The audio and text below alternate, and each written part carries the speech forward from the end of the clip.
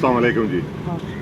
पहले तो हमारे नाज़रीन को बताइएगा कि आपका क्या नाम है, और उसके बाद आप ये बताइएगा कि आपने लोग जैसे बैल लेके आते हैं, बकरे लेके आते हैं, दुम्बे लेके आते हैं, आपने शहराई जहाज़ लेके आए, आप ऊँट लेके आए।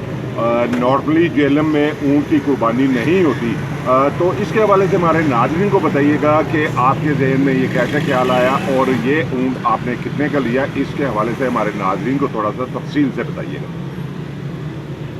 जी मुझे ना ये ऊँट जो सा ना 1,40,000 का आया, और बैठे बैठे वैसे ही ख्याल आया कि हम हर ईद पर बड़े से बड़े जानवर देते हैं, ठीक है। मैंने वैसे ही ख्याल आया कि इस दफ़ा ऊँट की कुर्बानी देनी चाहिए। ऊँट की कुर्बानी जो सी है ना सबसे अफजल है, इससे अफजल कुर्बानी और कोई नहीं है, ठीक है। तो शौक़ से लेके आए हैं, बच्चा भी कह रहा था पापा ऊँट ही ले लें इस दफ़ा, इसलिए ऊँट लिया हमने। आप इसकी देखभाल के लिए, इसे खिलाने के लिए क्या क्या चीज़ें खिला रहे हैं, और आप क्या समझते हैं कि इसका वज़न कितना होगा, और अगले साल सुन्नते इब्राहीमी के लिए आप दोबारा ऊँट ही लेंगे या आप कोई दूसरा जानवर लेंगे?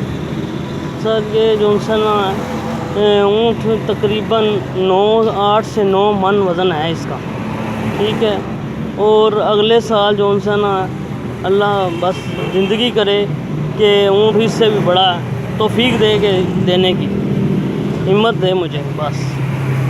सुन्नते इब्राहीमी के लिए एक जज्बा हम मुसलमानों में बेशुमार होता है। जैसे मैं देख रहा हूँ कि आप ऊँट की खिदमत भी कर रहे हैं, तो इसे खिलाने के लिए आप क्या क्या खिदमत करते हैं? जो मर्ज़ी शहद तूत के पत्ते, दरख्त के जो उनसे तूत होते हैं वो खा रहा है, टोकी खा रहा है, जो शहद डालें इस चारू है बहुत खा रहा है, सब कुछ खा रहा है। बच्चे शौक़ से खिला रहे हैं इसको।